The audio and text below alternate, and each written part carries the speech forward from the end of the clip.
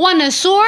Get a mentor. Hey, it's Nina Carmichael, and we made these videos because you're probably the most ambitious person in your circle. But you know you're capable of more, and you need that push by surrounding yourself with the best. So today, let's learn from one of the best, my husband Evan Carmichael, and learn the important exercise that you need to do right now. Enjoy. Okay, let's kick it off with rule number 1, chase down your goals. Most people either have no idea who they are and what they want, or they do, but they don't have the courage and confidence to chase it down. If you don't know who you are and what you want, then that needs to be your immediate priority. That's the single most important exercise that you can do right now. If you know what you want, but you're not chasing after it, having more confidence in who you are will give you the courage to chase it down. Either way, I'm gonna give you the answers in this video. So when I first started making videos, I sucked. You can go back, you can watch the first one. It was April 2009, over 10 years ago. I sucked, I was nervous, I was shy, I was trying to memorize lines, I was sitting down, I was in a suit, I was sweating. I sucked, it was brutal.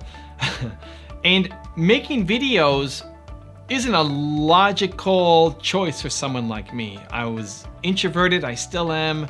I was afraid of being in front of the camera. I'm looking into the lens and the red light went on and I went blank. I was trying to memorize my lines just on paper. If you saw me and you said what I was good at and then put me in a situation where I'm making videos, said, don't do that, that's not for you. Here's the thing, I liked it. I wasn't good at it, but I liked it. And when you like something, with enough effort, enough practice, most things, you can be great at it. Now I'm still on my journey. I still have a long way to go. There's still people I look up to, guys like Gary who are crushing it and say, I still have my journey to get better on, but I'm a lot better than I was when I started. And now I'm off doing keynote speeches and I'm getting flown out and getting paid to speak in front of audiences. And I'm growing a channel with 2 million subscribers and then these sub channels on top of them. It's crazy because I was doing a thing that on paper, I wasn't supposed to be good at, but I just loved it. And that's where the self-awareness piece comes in.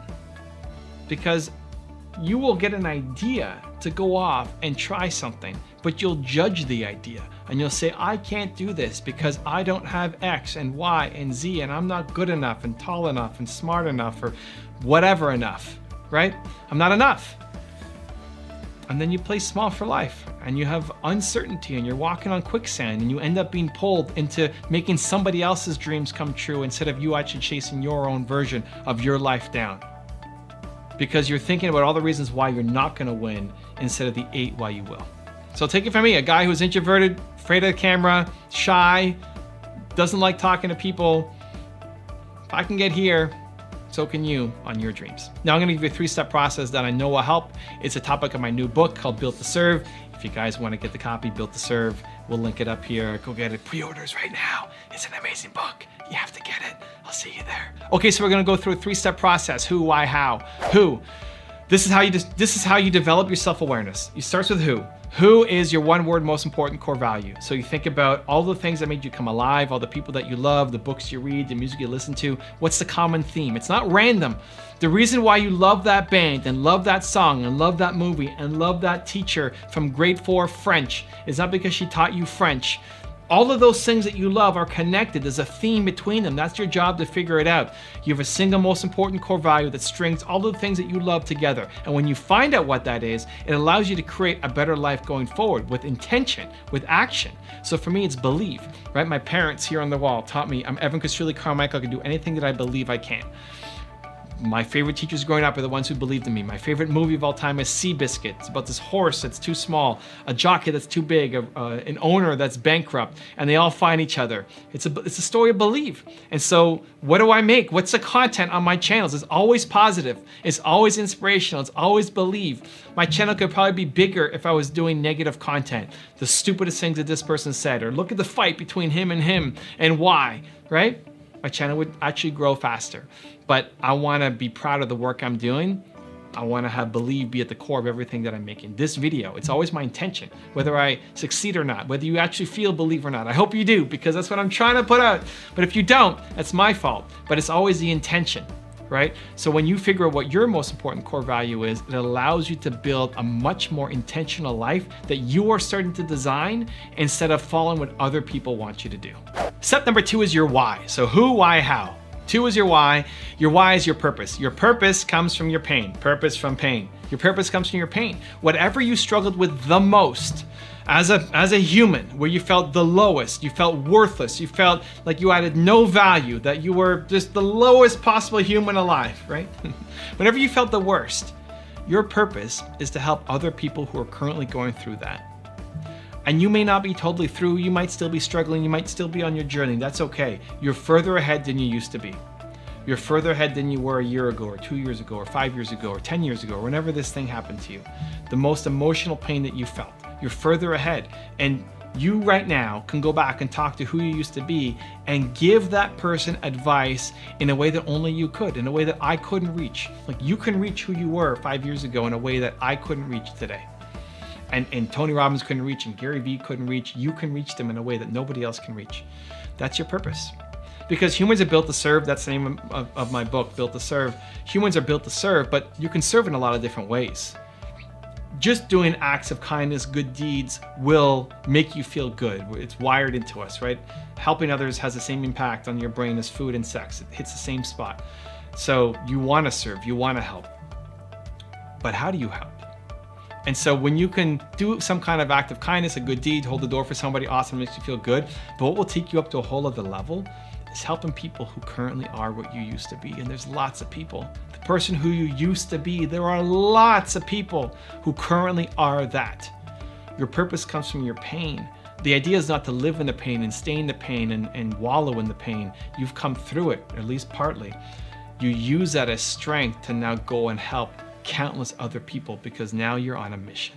And then we get to step number 3, which is our how. So who, why, how? How is how did you get out of the hole that you were in? What did you struggle with? What did you suffer with? So my who is believe, my why is helping entrepreneurs because I struggled so much as an entrepreneur. And then how I got out of it, how did I struggle so much as an entrepreneur and then get out of the hole? It was through modeling success. My software company was really struggling. I was making $300 a month and I felt embarrassed and ashamed as a human that I've added no value to the world. I studied Bill Gates and how he started his software company. I modeled that success and I started to have success in my company. Modeling success saved my company and saved my self-worth. And so what have I done now for the past 20 years is teach people how to model success. What's the point of it? Why have this video here? Why have this channel? I'm trying to teach you what Gary Vee knows, what I know, what all the people on my channel have to share so that you can model success and get on your path faster, right? That's the goal. And so that's my how. My how then became a recipe for other people that for the past 20 years is all I've been doing. Same thing for you. However you got out of the hole that you were in. And again, you may not be all the way out. That's okay. You're further ahead than you used to be. How did you do it? What did you do to get out? Was it modeling success? Was it meditation? Was it prayer? Was it drinking water every day? Like, what did you do to get out of it? You can teach that. That wasn't random. There's a lot of people who don't know what to do, who currently are facing the issues that you used to face. They're stuck. And you represent hope because you made it out. You're further along. And whatever you did to get there, you can now teach other people how to do the same thing. And that will fill you up for life. Your who, your why, your how, from the book, Built to Serve. That's how you have self-awareness. Rule number 2, structure your life. Most people never hit their goals because they don't structure their life towards actually accomplishing those goals. You can say that you want something. You can say that this is your ambition and your goal. But unless it's in your calendar, unless you start actually working towards it, you're never going to accomplish it. Dreams stay dreams because there is no momentum. Let's talk about how to get it. One of the common questions I get asked when I'm doing my live stream, when I'm doing my interviews, when I'm doing my tour, my stops, people almost always will ask me, how many hours sleep do you get? When you go to bed, when you get up, how much do you sleep every night? Right now, I'm sleeping 9 hours a day. I sleep 9 hours. I did a sleep study. I was sleeping around 8 and was still tired when I woke up. And so I went and did an overnight sleep study and they told me, I'm looking for the hack. I'm like, hey, you're deficient in magnesium, so just take these and you can sleep 7 and be normal. He said, no, nothing wrong with you. You just need to sleep 9 hours a night. That's healthy for you. It's like, what? That's healthy? Are you kidding me? What are you talking about? Nobody sleeps 9 hours a night. It's like, yeah, between 6 and 10 is actually, that's the normal range. The whole 8 hours a night is a myth. So I felt bad and I'm still trying to hack it. So I sleep 9 hours a night. I don't wake up to an alarm. And people assume that I'm only sleeping 3, 4, or 5 hours a night because of how productive I am during the day. This is it, right? You could sleep 12 hours a night and crush it in the other 12 hours. Most people default to thinking they need to wake up an hour early. Say, well, if I wake up at 5 a.m. or at 4 a.m., I'm gonna be more productive. If you are not productive for 16 hours a day, then adding an extra hour to that's not gonna make you that much more productive. The problem isn't what time you wake up, the problem is what you're doing with the hours that you're awake. And so as much as possible, what I try to do is make every second intentional. I'm not always able to achieve that, especially not every second, but I try to make everything intentional. I try to make where I'm spending time is intentional. I'm in the present. I'm not thinking about something else. I'm here with you guys making this video right now. All I think about is this video that I'm making for you right now. Where's Nina right now? I don't know. Where's my cell phone? Well, it's right here because I can see it. But where are my keys? I don't know. Where are my dogs? I don't know. What am I doing after this? I have no idea. I'm focused and I'm with you right now. Most people live in the past. Most people are thinking about what could have been. Most people are regretting the decisions that they made, and they're procrastinating because they're afraid of doing things, because they don't want to do things. All things that prevent you from actually doing. That's the biggest problem. You're a genius. You're the best in the world at something. You can go off and make amazing things. The problem is your time is not being used efficiently. It's not being used effectively either. You haven't structured your life to help you accomplish your goals. Look at your big goals. Look at your big goals. Like, what's the next big goal that you have for yourself? You may not have one. If you don't have one, then you got to figure out what your purpose is, because that's the greatest thing of all time, right? Get the book, Built to Serve. You'll figure it out. You'll be ignited. But your next big goal, now look at your calendar. Are you aligning what's in your calendar, your daily habits, towards you accomplishing your goals? And for most people, it's no. Or you have it listed, but you're not doing it, because you look at it and you get afraid and you procrastinate on it. So trying to cut that down to almost zero. Even before making these videos, before making expressive videos, I have a couple minutes of procrastination. I go and make sure I get my water. I go and maybe have a keto bar, just pacing around a little bit, because I'm nervous about making the videos, because I want them to be the best videos that I've ever made. It's always my intention. But too many people live in hours or days or months of procrastination instead of doing it. You get the results by doing it. It's the only way. You will never get the results by just thinking about it. You can be motivated, amazing, you can have the mindset, awesome. That's half the equation. The other half is doing. You have to actually just go out there and do. You need to structure your life to allow you to accomplish your goals. I'm gonna give you a 3-step process that will help. Step number 1 is start with the mission and work backwards. So the mission is lifetime. The mission is lifetime, not what specifically you're gonna be doing, but your purpose comes from your pain. We've talked about that a lot on this channel. I love helping entrepreneurs because I struggled so much as an entrepreneur. Whoever you used to be, where you struggled and felt the most worthless, you will love helping those people for the rest of your life. That will never get old. How you do it will change a lot. Right now I'm doing it through YouTube videos, I'm doing it through books, I'm doing it through my tours, all of that. But it's gonna change. In 10 years, it'll be different. Maybe YouTube's not around. Maybe people don't have paper books anymore. You know, there's gonna be lots of changes that come. But that mission, that purpose will never change. It will never change. And when you figure out what it is for you, it will never change as well. So start with your mission and then you start working backwards. Step number 2 is understand that your success is habits. Your success is habits. What you do on a regular basis is what you're going to accomplish. You can eat a chocolate bar and be on a diet and not get fat. But if you eat a chocolate bar every day, you're gonna get fat. You're not on a diet anymore. Similarly, if you eat salad once a week, it's not enough, right? You are what you consistently do. Your success comes from doing habits. And entrepreneurs are typically great starters, but not great at being consistent. And that's the problem. Working your face off for a 48-hour stretch isn't gonna do anything for you. It's every single day working, even if it's only an hour a day.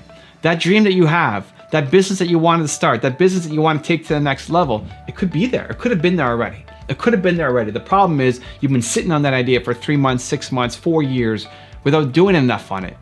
Little tiny starts, it's not enough. Every day, I'm talking every single day, making progress towards you actually accomplishing that thing. You want that life? You have to do it every day. And step number 3 is no 10-year goals. Now, what was interesting in this video is Jordan first talks about having a 3-year goal for yourself, and then he said for himself, he can't plan for more than 6 months because his life is too chaotic and too much stuff going on. I think that's actually the sign of a healthy life. Like, there's no way you know where you're gonna be in 3 years. There's no way you're gonna know where you're gonna be in 10 years. That's crazy, but 3 years is crazy too. There's no way. I'm about to leave on my tour from January to April 2020, and I'm gonna come back a different person. In April, I'm gonna be a different person than when I left, when I'm about to leave, coming up now, right? So I don't know what I'm gonna be doing after that. I have no idea. I mean, it's still gonna be within the confines of my mission, right? I'm still gonna be doing work to help entrepreneurs. So maybe I come back and say, I don't wanna do YouTube anymore. That's it, I'm done. Enjoy these last videos, and I'm gonna move on and do something else, right? So I don't think you can have an accurate 3-year plan. Don't even try. Don't like this. People get stressed out about having the perfect 3-year plan. There's no way. Like if you hate your 3-year plan, you're thinking small. The idea, like think of who you were 3 years ago, right? Let alone 5 years ago or 10 years ago. Just take 3 years ago. Who you were 3 years ago. Could you accurately predict where you are right now? There's no way. Not if you're growing. Like Jordan said, he starts off saying 3-year plan and then goes down and says, well, I can only do 6 months. I think that should be normal. Like I think 6 months should be the very end. 6 months should be the very upper limit. If you're growing, if you're learning, if you're investing into yourself. But if you are a different person than you were 3 years ago, what makes you think with any degree of confidence that you're gonna be able to predict your life 3 years out? There's no way.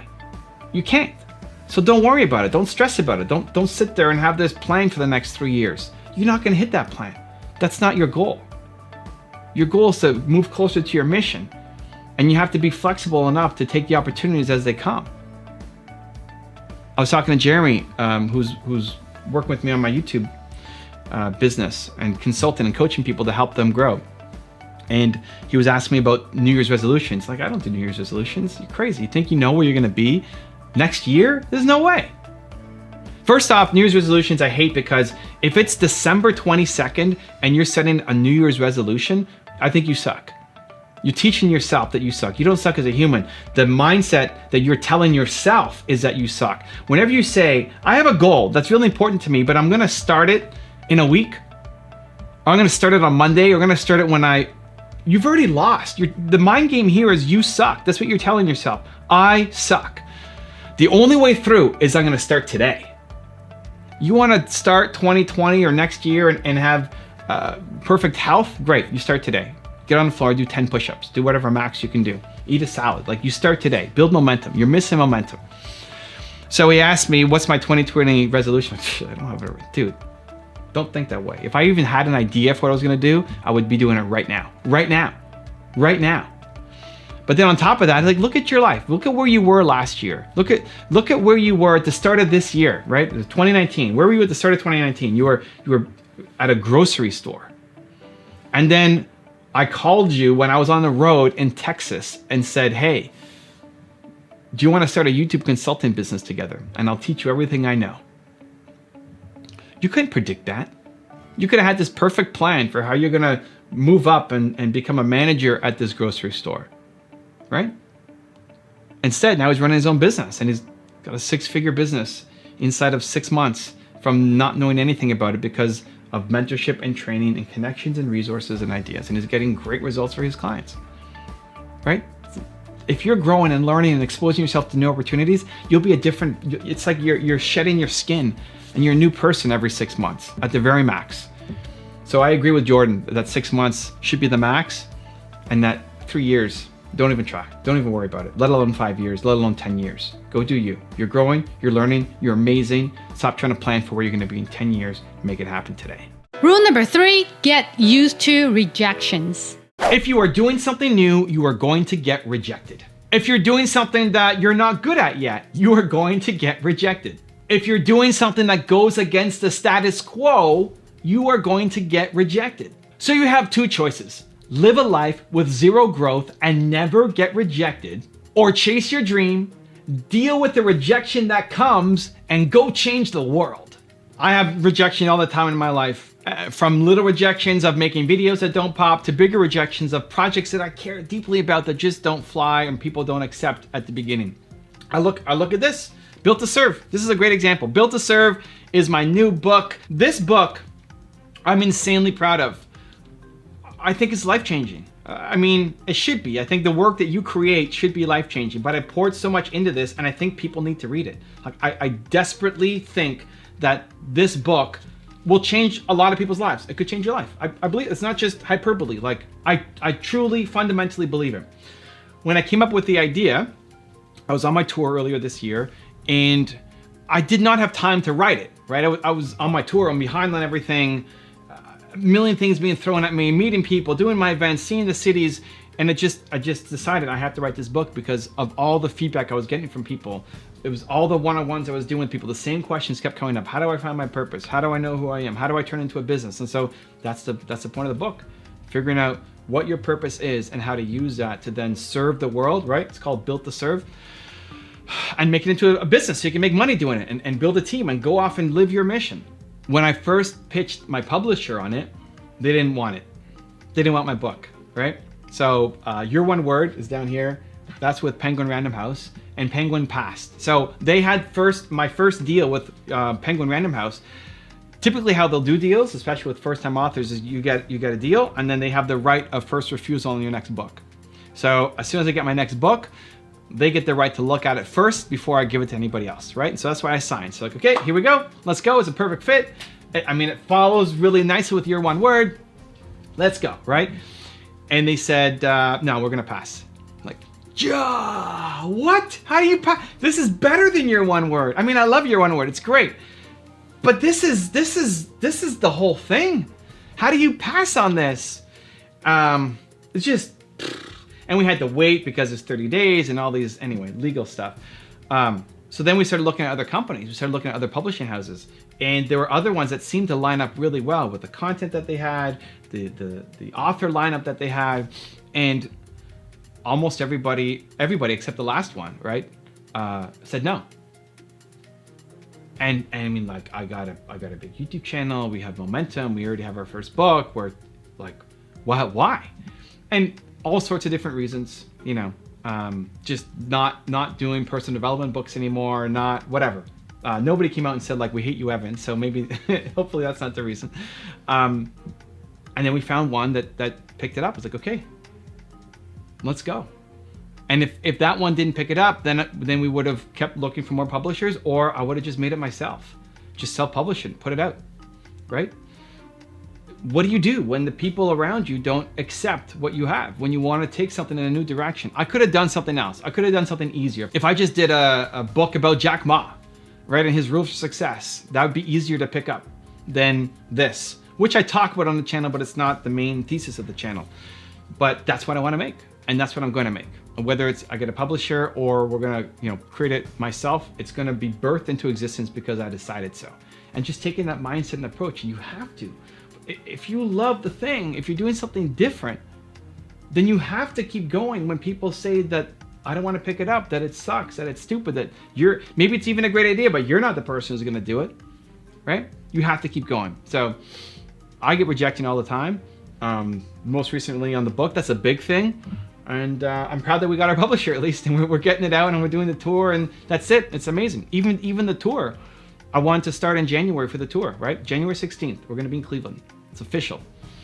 The book's not coming out till March something, 23rd, 17th, something like that. And like, you want you to hold off on the tour until the book's ready. Like, no, we're going. That was decided. The tour is happening. We're going to start a tour and we'll do pre-orders until the book is out, and then we can hand it out to people at the end and mail it out to the people who came before, right? Like, you decide and you make stuff happen, and people will constantly have their own agenda and own ideas for what you should do with your life. You need to own what you want to do with your life and then will it into existence. So how do you do it? I'm going to give you a 3-step process that I think will help. Step number 1 is tie your self-worth to the effort, not the outcome. This is one of the biggest things that holds entrepreneurs back. You tie your self-worth to the result, to the outcome. You're great because a publisher says yes, right? If that's how I tied my self-worth. I'm only good if I get 1 million subscribers. I'm only good if a publisher says yes. No. I'm awesome. I wrote an amazing book. This book is fire. It's life-changing for people. And Evan Carmichael is awesome for writing it, whether a publisher loves it or not, right? Because if you take that mindset, right? Take that, substitute your name and your project in that sentence. You take that mindset and you start to apply it, and you believe you're awesome for the work that you're creating. That allows you the strength, the fortitude, the persistence to keep going. Right? It doesn't mean never listen to feedback. If a publisher said like, tweak it like this and tweak it like that and maybe we could do a deal, you listen to it, you're open. You have to match what you love with what the demand is. But if you felt like you're insanely proud of your effort for everything you create, you will go off and create amazing things. If you constantly tie your self-worth to whether somebody likes it or not, you're gonna lose for life because you're tying your self-worth to people who have a lower standard than you. It doesn't make sense. You're never gonna win. You wanna be creative, disruptive, a game-changing, badass, world-changing entrepreneur. Like you have to bet on yourself, on your ideas when people think you're crazy. I look at the thumbnails that I've done on my YouTube channel. I split test maybe more than anybody on YouTube. We've done almost 1,500 different split tests on titles and thumbnails. And every time I go through it, every time I finish a round of another 10 different variations, new ideas, right? I'm always trying to beat my best. I feel amazing. Like, man, I just made this. I love it. I think this is gonna be the thing. I always think it's gonna win. I don't make something that I think is gonna lose. I think it's gonna win, but most of the time it loses. Most of the time it loses. And when it loses, like, crap, right? Now what? Just go back to what we're doing? That's not acceptable. We gotta keep going, keep building. But I feel great that I tried. I'm still proud of the effort, even though all of the things I created for those sample thumbnails, they're all in the garbage. I must have thousands of thumbnails that didn't even get to testing, that I'm still proud that I made, that just never saw the light of day. So being proud of your effort. Like, what are you doing right now that you're proud of your effort on? Whether you win the race or not, you tried your hardest, because if every day you wake up and you try your hardest, you're gonna win way more races than you thought possible. But if all you're focused on is winning that one race and you lose and then you quit and give up, you're losing on life. Tie your self-worth to the effort, not the outcome. Step number 2 is find another way. There's always another way, right? There's always another way. This is the entrepreneur mindset. It's not about the resources, it's about how resourceful you are, right? There's always another way. What's the other way? For the book, the other way is go find another publisher, go find another publisher, go find another publisher, or self-publish it myself, or turn it into a YouTube video that is 3 hours long and I read the whole thing. I don't know, there's always another way. There's always another way. Don't stop at the first no, or the second no, or the 80th no. There is always another way. Just adopt it. If you love this thing, because here's what's gonna happen. If you love it, you know you have to create this thing, it's inside you, you love it, and you stop, you're gonna regret it your whole life. You're gonna regret that you didn't push a little bit harder, a little bit more, try another angle, tap into your genius. But if you keep going, even though you haven't got a yes yet, even though you haven't got a win yet, but you love it, you have to keep going. You have to keep going so you don't regret the rest of your entire life, right? There's always another way. Just embody it, embrace it, believe it. The thing that you wanna do is genius, trust it, keep going, and find another way. And step number 3 is what I call the Tom Bilyeu list. And this is not something I subscribe to, but works for other people like Tom. And so I wanted to share it for you as an option. Tom's talked a lot about how he keeps a list. So he's got a list of people who doubted him, who told him he was never gonna make it, who told him that he was stupid or an idiot or just, never gonna make it. They didn't believe in him, insulted him, either rude or just said no to him.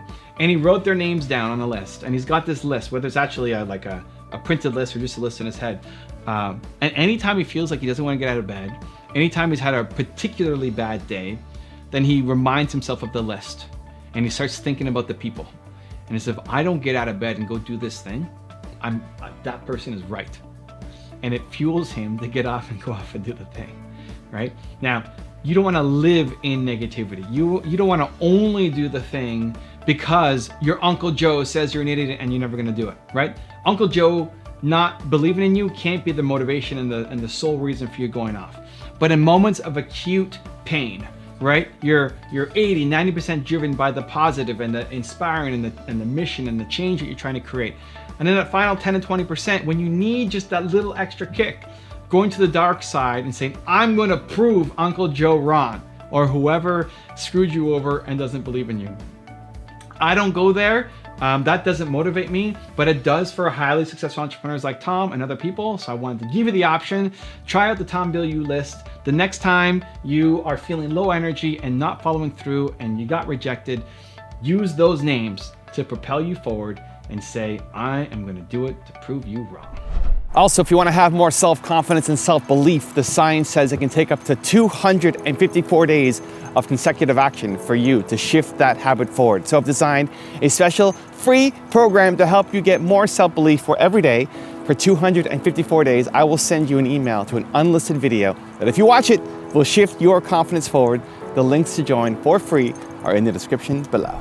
Don't go to them asking for help first. Go to them with value first so that they're stumbling all over themselves to try to find a way to help you out too. Bring value first. For me, my goal is to help billion entrepreneurs. And so I always want to work on projects that have the ability to have a massive impact. That's what I strive for every single day. Find whatever the smallest first step is, and then the smallest next step is, and continue to build those steps. And when you look back, you'll have realized that you made some pretty significant progress. Rule number 4, take responsibility. The single greatest thing that you can do to improve the quality of your life is to take responsibility for it. No more blaming your parents, or the country, or the government, or your family, or your community, or your education. No more blaming other people. It's you. It's you. It may not be your fault where you are right now, but it is your responsibility alone to fix it. You didn't pick where you started, but you can choose where you end up. It's up to you. So I remember growing up, my parents were very hardcore in education. You see my parents behind me here. I'm 8 or 9 here, these are my parents. And we were a middle-class family. We weren't poor by any stretch, but we also, we're not rich.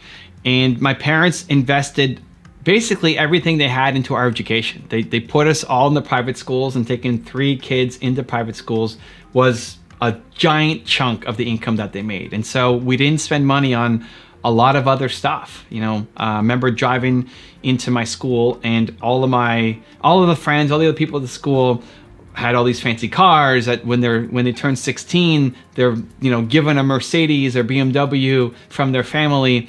And my family had a Reliant K car that kind of made a bunch of noises as it came into the school that was, I don't know however many years old, just because my family prioritized education, and we were playing in a league that was maybe above our means, but they valued that so much, and then we took a hit on other things.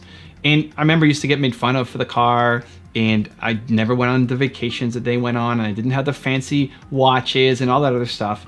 And there was one friend of mine who was kind of in a similar boat, where his parents, weren't making a lot of money, invested everything that they had into his education too. And so we quickly became friends as I guess the poor kids at the school.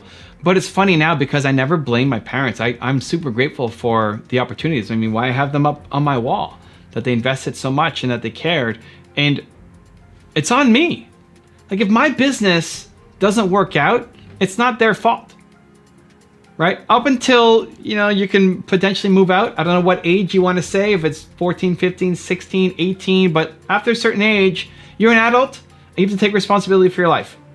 I can't be here at, how old am I now? 39? I can't be 39 blaming my parents. Like, it's my fault. If I'm not successful, it's on me. What happened when I was 6 years old doesn't matter anymore. Now it's on me. And there might have been some crazy stuff that happened to you, right? But you're allowing it to happen to you every day. You're allowing that story to come up and hurt you every single day. Now it's your choice. You don't have to end up in the same spot that you are right now. It starts with you stopping blaming the people around you. And what's been an amazing full circle moment is a lot of the people that I went to school with, a lot of the people who are gifted those Mercedes and BMWs, when they're 16, they're now coming to me and asking for help. I'm more successful than a huge chunk of them. They want to start businesses and they don't know how to do it. They're asking for help and reaching out. It's a pretty wild experience, because I almost went down the path that they went in terms of getting the jobs, but I became an entrepreneur. And that can happen to you too, right? All the people who you're jealous of, all the people who might be giving you a hard time, all the people around you who aren't chasing their dreams down, you might end up being an inspiration to them. But it starts by you being an inspiration to yourself. It starts by you taking accountability and responsibility and saying, I'm gonna go make my life better than what it is right now. So how do you do it? I'm gonna give you 3 steps. Let's go. Step number 1 is figure out, what do you want? What do you want? What do you want? What do you want out of life? What do you want your life to be? What do you want to do?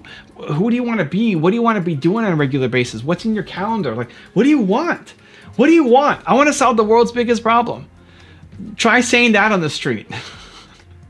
Right? It's crazy. What do you want to do? What do you want? Even though the people around you may not understand it, chances are they won't. Chances are the thing that you want is not what your parents and your family did. It's something totally different. It's an opportunity that didn't exist. I had a guy on my Twitch stream yesterday, League of Legends online. He was telling me, I wish I was born a couple decades earlier because I would have had a comic store. But now you can't make money at a comic store, and I want to be financially independent. It's like, you want to be financially independent? Dude, you don't want to be born 2 decades ago. The guy who was born 2 decades ago barely had any tools available to be able to become financially independent. People who own comic book stores 2 years ago were not financially independent. You're living a really meager life. I mean, you can be independent, I guess, and not having to work for somebody else, but you're not taking massive vacations. You're not making a lot of money. But now, the amount of opportunities, the fact that you could be sitting here playing a video game and making money is crazy. It did not exist 20 years ago. So no, don't go back and wish you were born 20 years earlier so you can open a comic book store. You have way more opportunities right now to be financially independent. So what do you want? Figure it out. Number 2 is eliminate the negativity. So you want this thing. You want this life. You want these resources at your disposal. You want to be doing these things. There's a lot of people, including the voice in your head, there's a lot of people saying, you can't do that, you'll never do that, you're not good enough. Do you know where you came from? You know what your education is? You think you can go do that? Are you crazy? Are you nuts? You can't do that. Start to shut it down. Start to eliminate the negativity. And you know by how you feel. If you are, this is especially, think about people and the resources that you're consuming. So the media you're consuming, right? People and what you're consuming. So videos that you're watching, books that you're reading, although chances are there aren't that many super negative books, but think more videos you're watching, I guess, series you're watching, where you might lose your time, and the people around you, where you feel worse about yourself, where you feel lower energy than when you went in, where you're just escaping your problems instead of actually confronting them, right? You want to eliminate or at least limit exposure access to it. Now, maybe that's your mom. So maybe you don't talk about some things with your mom now. Maybe you shut off that kind of side. I'm not saying you need to eliminate your mom from your life, although for some people, that's honestly the best thing, and people have done it and then exploded. But at least limit access to certain topics. Eliminate the negativity. And then step number 3 is fill the void with possibility. So you've eliminated access. You're not hanging around with your friends who are always complaining and being negative. You stop watching the shows that don't teach you anything, that are mindless entertainment. You stop talking to people about the things that you know they're gonna just berate you for and never support you on. Great, so now you have extra time. What are you gonna spend that time on? Inject yourself with possibility. Surround yourself with people who are doing amazing things. That could be even in the form of videos. It could be this, maybe the espresso videos you need every day. Awesome, I'm humbled to be part of your journey. Maybe it's the top 10s, maybe it's my main channel, maybe it's other videos, other creators, maybe it's going to events, maybe it's hanging out at different meetups and meeting new people, right? There's lots of different things that you can do. But the goal is to fill that void in your time now with possibility. Because the more that you're around people and ideas that make you feel bold, that make you feel like it's possible, that crazy idea, the what do you want back in step 1, that you feel that it's possible, that you can do it, that might actually be attainable. That seed of hope is everything, because whether you believe you can or you can't, you're right. The people around you, chances are telling you that you can't do it. And you need to switch the narrative. You need to change the story by injecting more possibility into your life. Rule number 5, find out your who. The language you use about yourself when you're by yourself is what will make or break your self-esteem. When we talk to other people, when we post on Instagram, when we share our lives, we always want it to look good and be amazing and be so positive, right? Most people's Instagram stories are just all of these amazing highlights and how beautiful my perfect life is. And then you go home when you're by yourself and you look at yourself in the mirror and people, cry themselves to sleep. What's the message when you talk to yourself? What's the message when you're alone? What are you saying about yourself? When you can start to fix that self-talk, that inner dialogue, that starts to shift everything inside you to then create amazing things outside you. I remember when I first got started making YouTube videos, my self-talk was in conflict because I had my parents, who I remember the voice, there's a picture of my parents behind me on my wall in my office. And when people ask me what's my favorite quote of all time, it's what my parents used to tell me, that I am Evan Carmichael. I could do anything that I believe that I can. And that is a constant reminder that I still today, at 41, still use, still tell myself, still remind myself of, like, I am Evan Carmichael. I can do anything that I believe that I can. And it's helpful and valuable, and what a gift. So grateful for my parents for that. When I was getting started on YouTube, though, the other voice that was in my head was, you're introverted, you're shy, you suck on camera, anybody who makes videos has a big ego, just needs to be famous. And so I really struggled with that because I had competing voices in my head. It wasn't even what other people were telling me to do. It was me, myself, when I'm by myself, thinking about myself. That constant inner struggle with the voices in my head left me struggling, left me making super slow progress, left me started and stopping and started and stopping. If you look at my videos, I started and then I took big breaks, and then I started again, then I took more big breaks. And it wasn't until I solved that inner conflict that I started to get more results, and I started to be more productive, and I started to stopping. I started to stop stopping. I stopped procrastinating. I just did it because I wasn't so caught up in my head and the discussion and the inner dialogue and the voices, and I just replaced it with better thinking about myself, better messages to myself. And I think when you can do that, your life starts to change, because it's not other people's opinions that really shape us. It's other people's opinions that then influence our own self-talk, that's what shape us. And so when you shift that, everything starts to change. So how do you do it? How do you actually start to shift your self-talk forward? How do you see yourself in a more loving way? Let me give you some practical tips for what to do. You can start today. One is to start to change your environment. So the more you're around people who are loving, caring, ambitious, living the life that you want, doing the things that you want, having the relationships that you want, having the business that you want, are not sitting there stuck and complaining. That's complaining and blaming together. It's complaining. People aren't stuck in that mode. The more they pull you forward, the more it forces a more positive self-reflection. So if you're around Elon Musk and Oprah Winfrey and Marissa Peer and Tony Robbins and hopefully Evan Carmichael, the more you're around these people, the more you will start to think like them. The more the way they see the world will start to influence the way you start to see the world. And it forces that self-reflection, because the easiest way to change your viewpoint on something is to change your environment. The fastest way to learn Japanese is to go to Japan, because you're around it constantly. So if you want to be more loving, be around people who are more loving. You want more self-confidence for yourself, be around people who are more self-confident. Nina's back! Hello. We love you, Nina! Oh, sorry. It took a little bit long time. That's okay. We've been filming. We've been making content. So step number 1 is just to change the environment. Step number 2 is figure out your who. Your who is your single most important core value. I wrote 2 books talking about it, Your One Word and Built to Serve.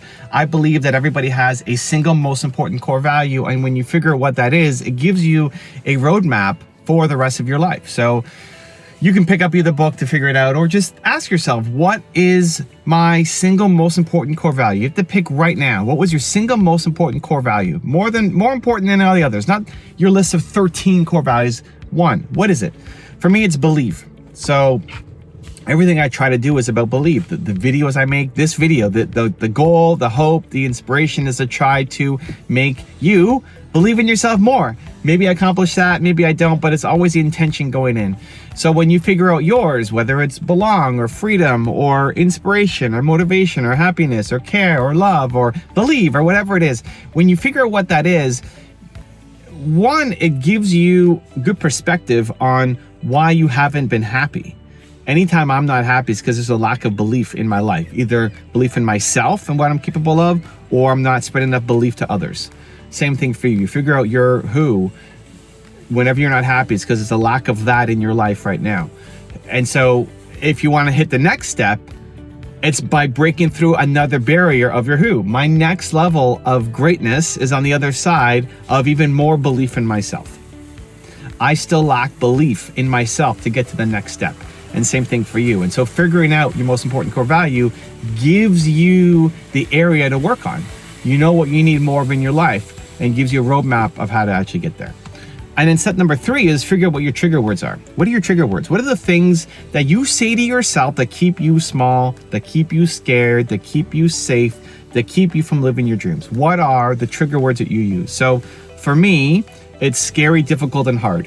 Whenever I say scary, difficult, or hard, those are the things that have become my trigger words, and now I have to go do the things because I said them, because I wrote them, I texted them, I said them, I thought them, right? When you figure out what your trigger words are, then whenever you say them, it's an indication of here I am again playing small. Here I am again telling myself that I can't do it. Here I am again accepting these reasons that I no longer want to accept.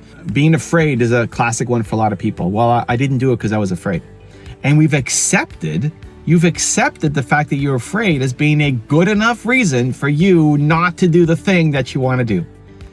And I would like to challenge that and say that's no longer a good enough reason. Nope, not anymore. Not for you, not for what you're capable of, not for where you want to go, not for the impact that you can have. Nope, not a good enough reason anymore. Let's go. So if you just sit and think about what are the trigger words that you say, what's the language that you use that keeps you small, scared, protected, that you no longer want to be good enough reasons, that you want to be free of, rid of, and that we're taking from our subconscious mind automatic patterns into our conscious, into no, I am going to make a change in my life. I no longer want to be this person. I need to evolve and grow and get better and be better because I'm capable, right? You. So when you figure out your trigger words and try to come up with them. It's a good exercise to do right now. What are the words that you tell yourself when you're scared, when you're afraid, when you've got big ideas and you talk yourself down from them? What's the language you use? You can start by just taking on mine, scary, difficult, hard, or you can come up with your own. But the idea becomes anytime you see yourself using that language, it triggers you to then make a shift, to say, oh, okay, because I said that, because I said scary, difficult, or hard, now I'm going to do it just because I'm the kind of person who does scary, who does difficult, who loves hard. And when you can take those words that have previously disempowered you and flip them so that they become empowering for you, that's how you start to shift your identity forward. At the end of the day, the thing that matters is how you feel about yourself when you're by yourself. The language you use to talk about yourself, the messaging you have to yourself when you look at yourself in the mirror, when you're going to sleep, when there's nobody else around you. Because when you can build that self-belief, when you can build that self-love, when you can build that self-confidence, that self-esteem, that becomes the rocket fuel for you to build the great life for you, your family, the people around you, and create the impact that you know you're capable of having. Rule number 6, stop over preparing. Your brain does not want you to hit your dreams. Your brain is designed to keep you small, to keep you safe, to keep you protected. Your heart wants to create amazing things. Your heart has big dreams. Your heart sees a beautiful world and says, I want to go make something better. And then you wake up the next day and your brain takes over and says, you can't do that. That's too risky. That's too dangerous. Stay small, stay safe. You didn't go to school for that. And what ends up happening is this constant back and forth between your heart and your brain when you're getting these motivated moments when you want to do amazing things, and then your brain takes over again and keeps you small. And this is the path that so many entrepreneurs go on, this roller coaster ride of up and down and up and down and up and down and up and down. Sound familiar? It's time to get off the roller coaster and start making progress on your dreams. Today's video, I'm going to show you how. So yesterday I got asked on my live stream, Evan, what's the most important part of your daily routine? And so many people have so many different daily routines, and it's easy to do the things like drink a glass of water in the morning, go outside and get some sunlight, and all of these things. But the most important thing for me is actually having my intention for the day. I've actually been experimenting with writing it out the day before. So this is what I wrote last night of basically my entire schedule. And then more than just what I'm going to do, it's how I want to feel. What's my intention going into it? So if I look at this, I'm supposed to be recording Espresso videos right now, right? That was on my list. 10:30 a.m., record Espresso videos. It's right there. And here, get a head start even though you don't want to. Recording videos at the beginning is always difficult for me. There's a couple of reasons why. I'm shy, I'm introverted, I don't crave the spotlight, I don't like being in front of the camera. I don't do it for ego purposes. And also I'm afraid. I'm afraid because I want it to be great. I want this video to be the next best video. I don't want to disappoint people. My number one fear is going to be that I'll disappoint somebody. And so every time you make something, you risk disappointing somebody, where it's easier just to stay small, stay safe, don't make anything today. And so it's on my list, the to-do, right? I think a lot of you, if you're watching this video, you probably have a list of to-dos. But how many of you are actually doing the things on your list of to-dos? The hardest part often is just getting started. Already, as I started recording this video, it's a lot easier to keep going and recording more videos. This is the first one that I'm recording today.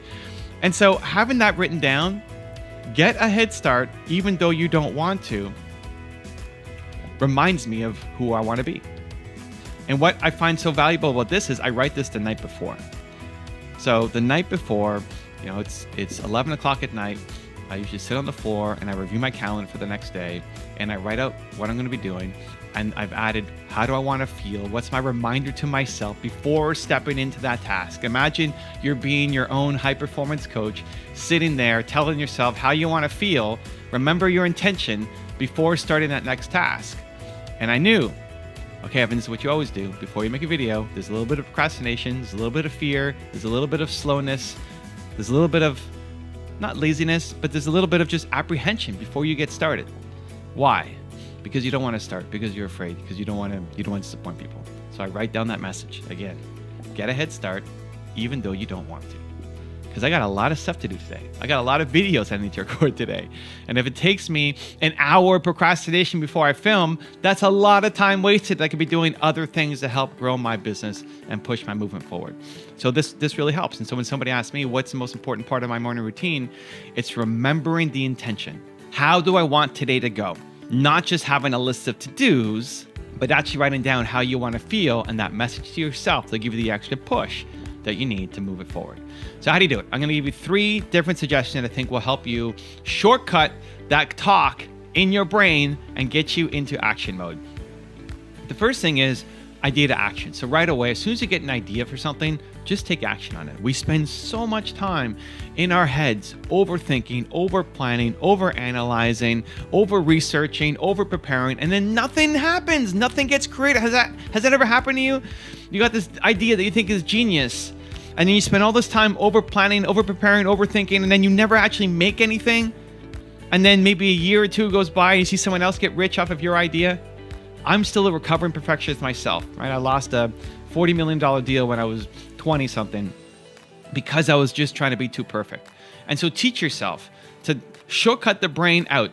You got an idea, you're going to do something about it. If the intention is positive, if the goal is to try to serve and to help other people, idea, action, idea, action, idea, action, do it. The second thing is come up with your intentions. Whether you want to do my method and the night before, write down your calendar and how you want to feel, or if it's just the first thing in the morning, you're looking at your calendar. That's what I used to do before writing it down. I just pull up my phone, load my calendar, and just see what was on my list for today, because I'd often forget, what am I doing today? I don't know, I just woke up, I'm tired. I look at my calendar, and then with each one, I would just mentally go through, instead of writing it, how do I want to show up for this person? If I'm making YouTube videos, how do I want to show up on camera? How do I want to show up for my audience? How do I want to show up for you? I would just mentally think about that as I go through the day. And I basically wake up, go to the bathroom, pull up my phone and start going through my calendar. That's it. And how I want to feel, the intention going through each individual item on my calendar. What I love about this is I find that I'm a little more courageous at night compared to in the morning. I just had a day, hopefully it was a good day, hopefully I served, I helped. It's often after I answer some questions on Instagram, so I'm in the service heart and mindset. And I think about, how do I want to show up tomorrow? If you find that you have more energy at night or more clarity or more boldness at night, then do that. Think about, how do you want to show up tomorrow? What are your tasks? Write them down. And with each one, just write down what the intention is. How do you want to show up as a human for each one? So not just a list of to-dos, but how you want to feel going into each one. Look, even as an example, every day at 2:30, I spend time with Nina, okay? Every day, 2:30. We take a break from whatever I'm doing, spend time with Nina. We usually go outside for a walk with the dogs. If it's raining, we'll stay inside and do something together. Just a quick break in the middle of the day to spend time together. And that's in my calendar. And on my calendar, it says, 2:30, half an hour break with Nina. But I wrote down what's my intention, right? So not just time with Nina, I wrote down have fun and make her feel loved. And I wrote something else down yesterday, but that's my intention for today. Have fun and make her feel loved. So last night I wrote that down. I'm looking at Nina. She's lying in bed. She's, about to fall asleep. And I want to think, how do I want to show up for her tomorrow for our break? Have fun and make her feel loved. So I look at that again this morning. And I look at it again right now. And then here's what's going to happen at 2:30. 2:30, I'm going to be done filming my videos. I'm going to look at my calendar, look at my sheet here. Let's say 2:30, time with Nina. Have fun, make her feel loved. Just that reminder will make me show up differently. If your goal is to have fun, if your goal is to make somebody feel loved, you're going to show up slightly differently. I'm going to show up with more love, with more energy, maybe pulling some kind of joke, maybe picking her up and turning her in a circle, something. I'm going to show up slightly different because I reminded myself that it's not just a break. The intention is to have fun and make her feel loved. And so if you do that for all of the items on your calendar, for every meeting that you've got, for every quiet time that you've got, for every creative moment that you've got, how do you want to show up? If you can write it down, I love the night before, and then under each one, how do you want to show up? That prime, when you look at it, just before you go into the task, will help you show up as you'd like, as your most bold, courageous, proud self.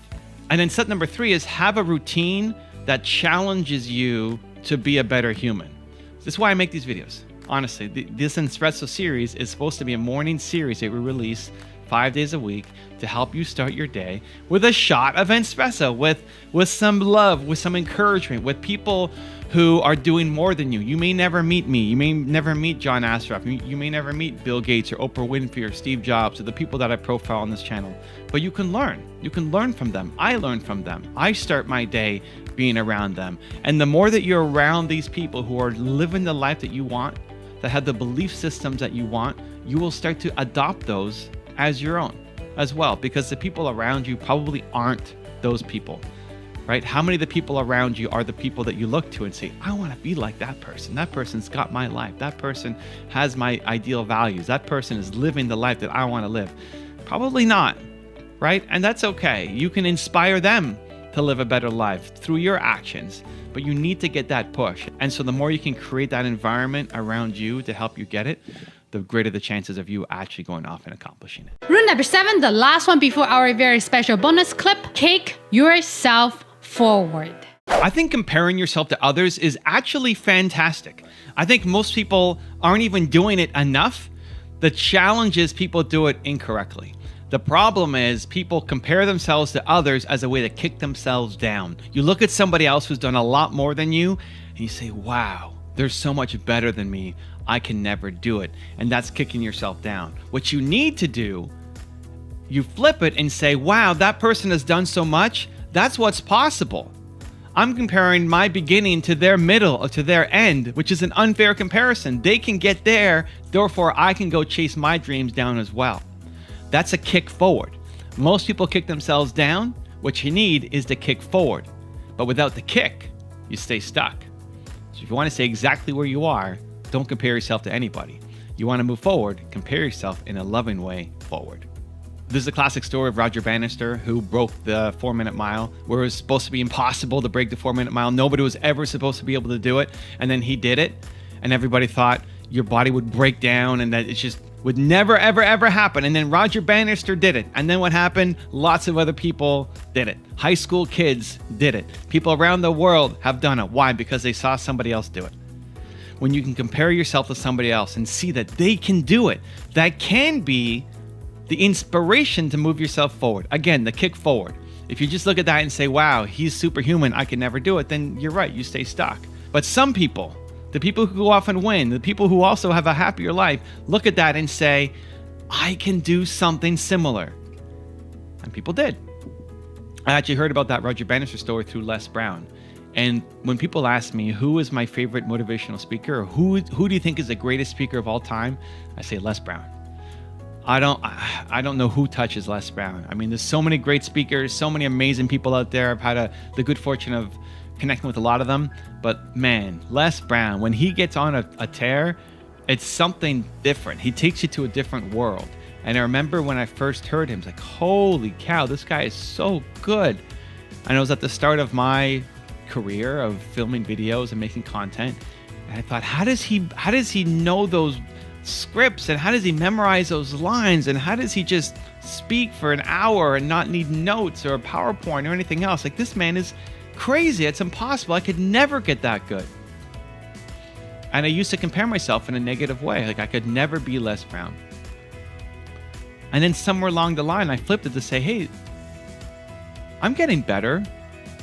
And I love what Les is doing, because he's actually guiding the industry, because it's actually showing what's possible. That if he can do it, then I can do it too. He's actually paving the way for people like me to come up and be speakers as well. And I actually had the good fortune of last week being on a Facebook Live with him, where he was interviewing me about my story. Like, what? Les Brown is interviewing me about my story? This is crazy. How did this happen? Because I used him as an inspirational kick forward. See, if you never see anybody who's like you doing it, it's really, really hard to get up and do. If you're the only person that you know in your family, and the only person that you know in your community, and the only person that you see online anywhere trying to do the thing that you want to do, it's really, really, really, really hard to stay motivated.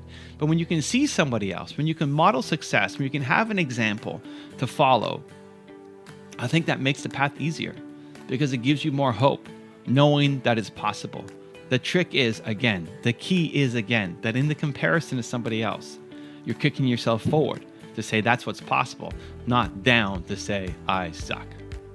So how do you do it? I'm going to give you 3 steps I think will really help. Step number 1 is really get clear on what is it that you want. What is the life that you want? What are the goals that you have for yourself? Where do you want to be in your health, in your relationships, in your business, your finances? What do you actually want out of life? Not what somebody else's perfect life looks like. Right? You go on Instagram and you see people living on the beach and rolling around in money. Like that, maybe that's what you want, but maybe it's not what you want. Right? We get pulled into all these different directions because we don't have clarity over what we actually want. So what do you actually want? What do you want out of life? Where do you want your business to be? What kind of company do you want to run? What are the ethics and morals that your company is based off of? Who do you want to serve, and how do you want to help them? How do you want to show up in your relationship? Who are you looking for in your partner? If you already have a partner, how do you want to show up better for them? All of the things that matter to you, to get as clear as possible, so that when you see somebody else is doing something else and they're happy, great. You don't have to go do it because you're happy chasing down your goals. Part of the challenge is we see other people who are happy, and often it's not even real happiness. It's just, fake happiness for the camera. But you see somebody who looks happy, you know that you're not happy, and you think, well, maybe if I did that, then I'll be happy. Maybe if I go write a poem like they did, I'll be happy. And then you start to write a poem and realize I hate writing poems, right? So it's getting clear over what do you actually want in your life? Who's the person that you want to be? And again, from your finances to your business, to the relationships, to your to health, the different areas of your life. Get as clear as you can on the things that you want out of your life. Step number 2 is figure out who's done it. Who's ahead of you in these things. One of the greatest lessons I've ever learned is that you can model success. That when you don't know what to do, somebody has done this before you. Somebody has figured this out. You don't have to come up with every genius idea yourself. This is the thing that ended up growing my business, my first company. When I wanted to quit on my business partner, I tried so many different things on my own, and they never seemed to work. But once I had a model, once I had a mentor, once I had a guide, once I had a path to follow, it became so much easier and I got success. Or looking at my YouTube channel, spending 5 years on my own trying to figure stuff out. Then once I got my agent who gave me some coaching on being better on camera, my channel started to take off, right? So without the model, I really struggled. With the model, I did really well. So for all the areas of your life that you want to fix, who's done it? And here's the key. There's no one person who's done everything. I've got all these people behind me on the wall. This is me here when I'm 8 or 9 years old, and my parents behind me. And then I've got different people on my wall for different things. If I look at being a good father, right? I've got a 12-year-old son. How do I be a great father? I want to be a great father like my dad is. And I don't want to be a great father like Steve Jobs is, because it didn't sound like he was a great dad. He had a lot of other great things. He was a great visionary, and I want to be a great visionary like Steve Jobs, but my father's not really a great visionary. So you're pulling different things from different people. One of the mistakes we make is you're looking for the perfect mentor to teach you everything. And when they have one flaw, we suddenly feel cheated or gypped or ripped off or deflated. Nobody's perfect. We're all in search of our own perfect life. And you'll be able to get that by pulling different people for different things. So once you've made your list of all the things that you want out of your life, then go find your different mentors and role models for those things. If you want more belief in your life, great. Watching my channel is probably going to really, really help you. If you want more fitness in your life, great. There's other channels you can subscribe to, right? If you want a better loving relationship, great. There's other channels you subscribe to for that, or books or podcasts that you can be around. That the more that you're around it, the more that it's part of your environment, you're going to start to take those messages in, and it's going to become a part of you. You're going to think the way those people think, and you're going to get closer to actually achieving those goals. And then step number 3 is do something today. Do something today. We get trapped into overthinking and over-preparing and having the perfect schedule and the perfect plan. And it almost never works out, right? Your plan for what you were supposed to do a year ago is not the plan that you're doing right now. The perfect plan that you're trying to concoct in your head will never actually be the perfect plan until you get out there and you start executing and trying. So the biggest thing that you can teach yourself is just start building momentum. Start taking some immediate action. You've created a list of all the things that you want out of your life. You've identified your role models of who you want to learn from to help you go get it. And now 3, you got to do something about it. You got to take some kind of action on it. If you've got a health goal, great. Do 4 push-ups. Maybe you can only do 2. Do 2 push-ups. Great. Some of you might be laughing. Say only 2 push-ups. Great. Do 20 push-ups. Do 100 push-ups. It doesn't matter. Is it the perfect fitness plan? No. Will it actually help you build your muscles? No, not from those 2 push-ups. But what does it do? It starts the ball rolling. It starts to rewire your brain to tell yourself that you're the kind of person who takes action. And that makes a big, big, big, big difference. Because what's going to happen tomorrow is you're more likely to wake up and do it again, because you've already started to teach yourself that you're the kind of person who follows through. Where if you just research and create a plan, tomorrow you're going to wake up and probably do no push-ups, because you realize, oh, that was a silly plan. I can't do that. You're back to who you used to be, and then you don't follow through. So the most important thing, once you identify, you get a little bit of clarity, is to take some immediate action, no matter how small, no matter how insignificant it may feel. You want to build a YouTube channel? Great. Pull out your phone, make a video. What are you going to say? It doesn't matter. Say, I'm working on starting a YouTube channel. I don't know what I'm going to post, but I hope you join in this journey. Great. Post. The first step doesn't matter how big it is. All that matters is that you took a step. The trick to getting yourself into action mode is to trigger yourself for success. Triggering yourself for success means you've taken the decision making out of it, that as soon as you come up with an idea, you have trained yourself by default into action mode. You see, your brain will always talk you down from things because it's trying to keep you safe, and it only understands a world that currently exists that is logical and practical. Until you learn to trigger yourself for success, you will constantly doubt your thoughts, your ideas, and your actions. This video is gonna help. So today, I wanna talk about this bag right here. A lot of you leave comments, the newer fans of the channel say, why is Doritos sponsoring your videos? Evan, why don't you have a healthier sponsor? Don't you know what bad Doritos does to your body? You should be promoting healthy living. Doritos is not a sponsor, guys. This is triggering me for success every single day. And this isn't just some tiny bag. It looks small looking back here, but let me bring this up. Look at that. This is right next to my face. Look at how big that bag of Doritos is.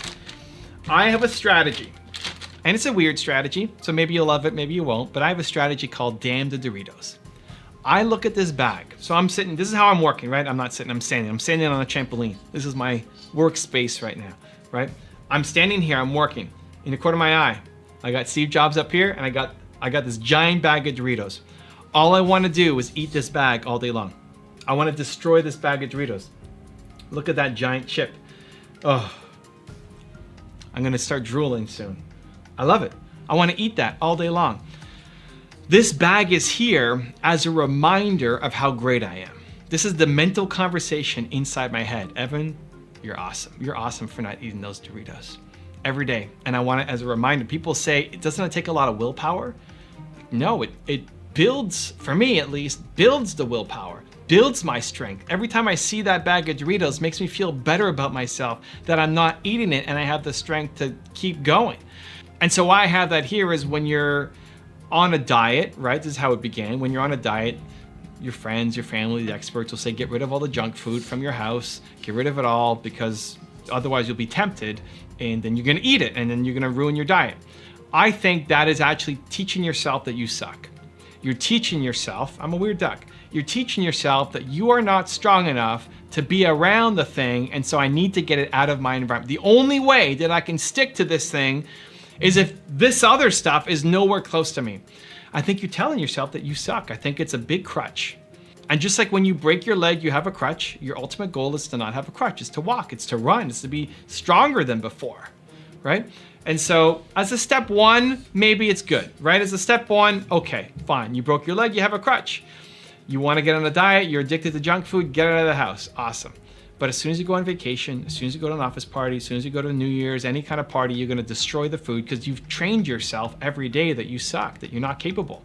I think you're a genius. I think you're stronger than you think. And so I tested it first with myself and I thought, you know what? Doritos are my nemesis, right? I love Doritos. Oh my gosh, just looking at that bag. So I went to Costco and bought the giant size bag of Doritos and said, I'm gonna put this on my desk all day long. Because damn the Doritos, because the Doritos are stronger than me? I don't think so, right? I'm Evan Carmichael. And same thing for you. That thing that is holding you, that's stronger than you? I don't think so. Remember who you are. Remember how strong you are. And that's what this is here for. And it's been awesome to see people now take this up. Friend of the channel, Liron, was trying to get off of sugar. And he has this coffee cup with a saucer and he drinks his morning coffee. And he put 2 packets of sugar on the saucer right next to the coffee. So he pours his coffee, has the sugar right next to it, and then he just starts drinking it and puts it down and looks at the sugar packs and then just drinks the coffee again and puts it down, looks at the sugar packs, and his wife thinks he's crazy. And he's a little crazy too. You gotta be a little bit weird duck, but I think this is actually how you build your strength.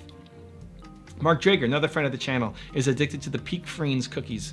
You know, the ones that have the red on the inside and the cream in the middle. Those are among my favorites too. And so his COO, when he heard this, went out and bought all these boxes of Peak Friends and put it on Mark's desk. And he opened it up. And this is one of my favorite things to do. Whenever I'm around Doritos or something I really love to eat, not just say, oh, put that away from me. Don't be around me. I can't have that. And not just look at it. I want to smell it. So Mark took these cookies, brought it right up here. Peak Friend cookies, right up here. Oh, and you can just see the joy on his face just as he's bringing back memories and just what those cookies are gonna taste like when they enter his stomach, and just goodness everywhere, right? The smile on his face, maybe a little bit of drool coming out, you just, and then put the cookies down and walk away. And how great that makes you feel as a human to say, here's one of my biggest weaknesses of all time. Bring it. I own you. Put it down and walk away, right? I think that's how you actually build strength, by doing those difficult things, by triggering yourself for success. Every time I see the Doritos bag, I feel better about myself, I feel stronger about myself, and I want you to do the same thing. If any of you are gonna take on that kind of challenge, I wanna hear you, I wanna follow you, I wanna see how your journey is going, because it can be one of the biggest, most important life-changing decisions that you embark on. Most people suck at creating work-life balance or harmony because you're constantly comparing what you're doing to other people's schedules. Of all the things that you need to figure out in life, what balance means to you is among the most important. Jeff Bezos jokes about optimizing his toothbrushing routine because he's trying to maximize his efficiency, while Warren Buffett reads for 5 to 6 hours every day. You can't do both, and you need to stop comparing yourself to someone who you're not. It's crazy how much balance and scheduling comes up. I think most people are lost. I think again, the biggest problem is you're just comparing yourself to other people, and then you don't know where to stand. You don't know what rock to stand on, and so you feel like you're pulled in 1,000 different directions. When I went on my tour this year, and I'm sure it's gonna come up on the next one again, people kept asking, what does balance mean to you? How do I find balance in my life? And I used to joke, one of the funniest jokes that I told, and I'm not that funny, so this is one of the funny moments, was when I was talking about The Rock. And The Rock has his routine where he's working out for 4 hours a day. He has to work out for 4 hours a day. And so when he's doing his movies, he wakes up 5 hours before he has to be on set, and he'll work out for his 4 hours, and he'll do 2 times cardio and 2 times weights, and then go to his trailer, shower, and then head out to the movies. And he's only sleeping 4 to 5 hours a night when he's on set. I think that's crazy, but I don't look like The Rock. And that's when people would laugh, because I don't look like The Rock. But it's true. People will try to take on The Rock's schedule, but you have other priorities. What The Rock values isn't the same thing as you value. There may be some overlap and some similarities, and there's nothing wrong with trying on the hat. There's nothing wrong with attempting to do it. There's nothing wrong with seeing how it fits, right? To get pieces, to say, hey, I'm gonna try meditating, I'm gonna try working out, I'm gonna try making a video, I'm gonna try morning pages, awesome, great, yes. But then to judge yourself, to say, well, I'm not able to stay consistent on that, it's not what you should be doing. Because you want to work out 4 hours a day, and you want to read 5 hours a day like Warren Buffett, and you want to optimize your toothbrush routine like Jeff Bezos, and you want to do all these different things, but it's too many hours in a day. What you have to figure out is, how does balance look like for you? And then not be ashamed to go off and live it when everybody else thinks you're nuts. So how do you do it? I'm gonna give you a 3-step process that I think will help. Step number 1 is start to figure out, what does balanced harmony look like for you? Whatever you wanna call it. Sit down, take some time, book off half the day. This is worth it. This is worth it. If it's a Saturday afternoon or Sunday morning, whenever you are the most free and creative, find a space that you love, whether it's walking out in nature or your desk at home, or a coffee shop, library, something where you can just be by yourself, not have distractions, and really just ask yourself, what does a balanced life look like for you? What does harmony look like for you? Because you don't want to spend all day at work. You don't. And you don't want to spend all day with your family either. You don't. You don't want to spend all day doing anything. But what's that ratio look like? You don't want to spend all day sleeping. What's that ratio between how much time sleeping, how much time with your family, how much time on your hobbies, how much time with your friends, how much time at work? What does that ratio look like for you? And you may get a weird duck answer. Like, it may not fit into the society's norms. That's okay, right? It starts with you understanding, this is what I need for my life. Having clarity and having certainty around it, so that when other people judge you for your crazy schedule, say, this is what I need. This is what I need. Remember, the people who are judging you are all insecure about their own life and their own schedule too. So don't worry about it. Go live your life. Spend the half day. Maybe do it right now. If you have some ideas already, what does balance or harmony look like for you? Number 2 is map your actions to your ambitions. Okay, great. Now that you've set out what a perfectly balanced life looks like for you, you got to do it. You show me in your calendar where you're actually doing it. I live my life by different days. So Monday's my mentoring day, Tuesday's my YouTube day, Wednesday's my project day, Thursday's my public facing day, Friday's my CEO day, Saturday is fun day with the family, and Sunday is family admin day, Costco and shopping and groceries and laundry and all that stuff, right? And that's how most of the time I live my life. When I'm on tour, when I'm doing trips or something, speaking, then it gets a little bit more chaotic, but then it returns back to normal, because that's what balanced harmony looks like for me. That may be crazy for you. That may be crazy for you. If you look at my Thursdays, it's back to back to back meetings. I might have 10 or 15 meetings back to back to back to back to back with like 2, 3, 4 minute breaks in between. That's it, all day long, from 9 in the morning until sometimes 11 at night. I love it. It's great. And then on Wednesday, look at my calendar, it's open, nothing. White space to work on whatever I want to work on. Because if I'm doing my book, or I'm working on my course, or I'm doing some creative work, I like having the entire day wide open for me to do it.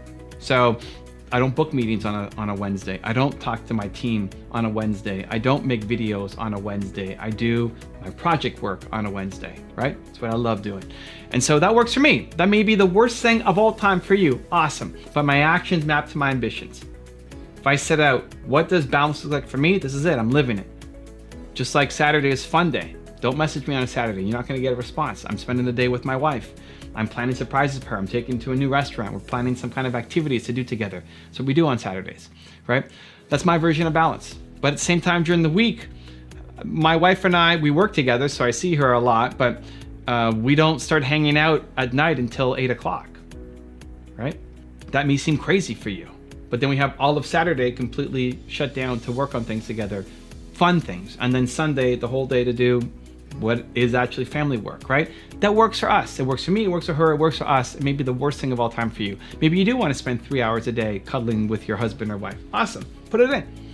I'm not judging you. Put it in, go, do it. If that's what leads you to be happy, balanced, and you bring the best of you everywhere you go, then you do it. You created your version of balance. Now you need to map your actions to your ambitions and put it in your calendar and stick to it. And then step number 3 is follow the Quincy Jones rule. Quincy Jones, a legendary music producer, once said, "Not 1 ounce of my self-worth comes from your opinion of me." And I really love that, because I think so often we play small based off of other people's opinions and expectations of you. All these other people with low standards who hate their lives are judging you, and you live your life by their low standards. Somebody who hates their life, right? They're just on the edge of depression, or maybe they're already there and they're judging you, and these are the people whose opinions you care so much about. Not 1 ounce of my self-worth comes from your opinion of me. That doesn't have to be something you say out loud to them. That might cause some problems. But in your own head, right? Their opinion doesn't mean anything to you. If somebody looks at your calendar and you're cuddling your husband and wife for 3 hours a day, and that's what you need, awesome. Embrace it.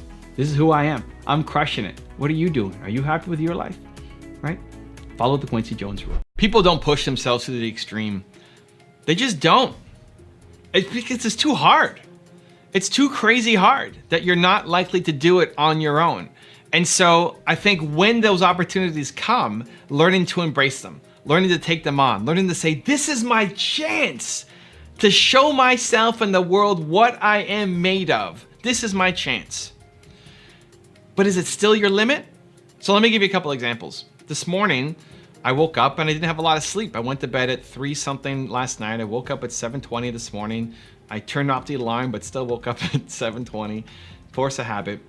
And I'm not on a lot of sleep, and I need to make a bunch of videos for you guys. And I want to bring my best, and I put pressure on myself that every video needs to be my best. I want it to be better. I want to grow. I don't want to just do the same thing over and over and over again. But it's a challenge. And so it's easy to say, oh, I'm so tired. Oh, I don't have energy. Oh, I wish I slept more. Or an excuse after excuse. But no, I'm going to go do it. And here I am. And I've made, I don't know how many videos already today. I'm closing in on finishing up, and I still have energy, and I'm pumped for how it went. And the story I'm telling myself is I'm awesome. Like, I had very little sleep. It's not how I want to be living every day. But when that happens, what do you do? How do you stand up? How do you show yourself what you're made of? But even that is not the biggest extreme. You know, like, I feel like I'm capable of way more. My tour was the most that I'd ever pushed myself. Not just mentally, not just facing fears, but physically pushing myself. Where I broke my neck in 2 spots. I had a concussion. I've never had a concussion before. It was wild. Don't wish it on anybody if you haven't experienced it yet. Had 3 staples in my head. I compressed my spine. It was brutal. And I had to cancel my event in Denver where I was, because it was that night. And then the next one was going to be in Kansas City. This is what I wore for 60 days. I wore these, and I took them off for 10 minutes a day. 60 days, right? Like, this is what I'm made of. This is what I'm capable of. I'm complaining about having 4 hours sleep. I had my neck broken and continued on my tour across the US for 30 more days and another 30 days here in Toronto, seeing entrepreneurs sitting in pain at the front of the room with ice packs and pillows, and not quitting and going home, even though I was in massive pain. Like, this is who I am. And I'm complaining about not having sleep the night before, right? Like, perspective. The greatest point on the tour for me was in Kansas City. It was my next stop. We refunded everybody the money because I wasn't going to be able to go for 3 hours, but I said, hey, we already booked this hotel venue. You guys already booked your night off. Why don't you just come out anyway? Just come on out, and I'll go for an hour and take pictures and say hi and just show some Kansas City love. And I showed up, and we went for an hour and a half. And then my wife pulled me off because my lips were starting to get dry, because I wasn't being able to, answer questions as clearly as I'd like, because I was still suffering from the concussion. The neck pain is one thing. That's just sitting still. I can't do anything about it. But the concussion, you're not supposed to think. You're not supposed to have conversations. It makes the recovery worse. And so she was watching me like a hawk the whole night. She's watching me, and then she sees me start to fade. He's like, okay, that's it. I got to take Evan home. Quick pictures, and we got to go. I've never been pulled off a stage before. Never for sucking, or definitely for a physical issue. Never. It's never happened. This was me at my physical limit. That was it. I was done. I had actually nothing left. Like somebody had to come and say, you are done. The best, right? I mean, it sucked, but at the same time, it's like, man, this is it. I got to the edge. I got to the physical limitation. I can't go anymore. I'm being told I need to step down. And there's something so amazing that you feel about yourself that you were able to go that far. Now, you don't want to do that every day. You want to take care of your health. Of course. Don't do stupid things. And at the same time, the pride, the feeling of awesomeness that you hit that mark, I can't explain. So I started telling the people around me, my wife, my agent, the people on the tour, that we're planning a 2020 tour, and it's not going to be as good. This will be great. We're going to hit 23 cities, 90 days, East Coast, Texas, Mexico, Montreal. It's going to be fun, but it won't be as good because I'm not going to break my neck, right? I'm not going to forcefully go break my neck just because, right? That's stupid. Don't do that. don't go do that just because. And so I'm not going to face the same challenge. And so the point is, I'll still have a great time. It'll still be amazing. But what we went through, what I had to go through in 2019, this year, is foundational. Like, I'm going to remember this forever. This is who I am. This is who I am. Not the guy who thinks that 4 hours sleep and making some videos is a big deal, right? It just resets who you are and reminds you if you step up to the challenge of what you're capable of.